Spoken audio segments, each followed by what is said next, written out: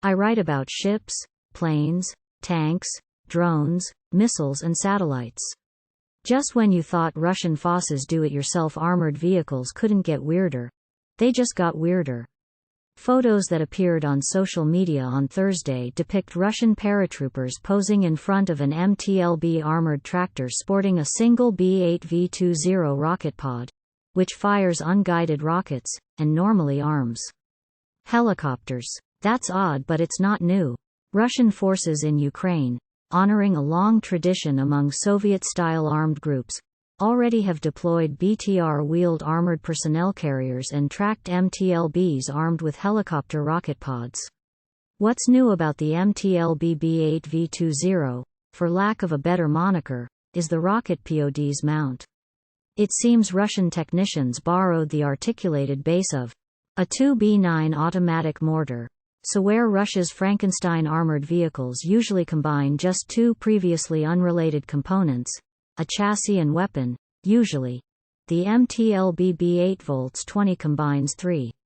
In one sense, however, the MT-LB B-8 V-20 represents an improvement over the previous rocket-armed MT-LB, which actually had a B-8 V-20 on one end and a 2B9 on the other.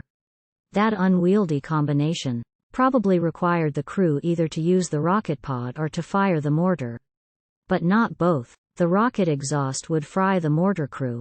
In that way, the MT-LB B-8 V-20 might actually signal the evolution of Russia's Frankenvehicles from their devolved state.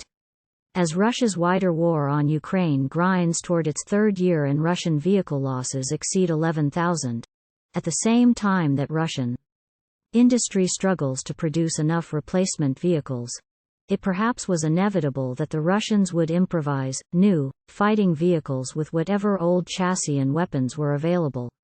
But as improvisation becomes the norm, the improvisation also should improve. Consider Ukraine's own MT-LB-based Frankenvehicles, which the Ukrainians call BMP-1LBs. A year into the wider war, these vehicles were sporting modern, stabilized BM-7 turrets. That said, there probably is a limit to how effective an MT-LB B-8 V-20 can be. The 80mm S-8 rockets the B-8 V-20 fires are reasonably accurate in their heliborne role, as Russian attack helicopters have fire controls for computing the rocket's aim points.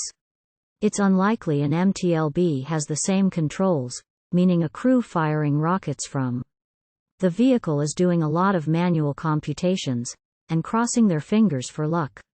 The mortar base might help the crew to point the rockets, but it can't tell them how to aim. It's not for no reason that B-8 V-20 armed vehicles are predominantly employed when more suitable munitions are not available, Yuri Leoman and N.R. Jensen Jones wrote for Armament Research Services. A volley of S-8 rockets, ground-launched from a mile or two away, might force the enemy to take cover. But like the 25mm gunfire from the crude Russian MT-LB-2M3, the volley is unlikely actually to hit anything of value.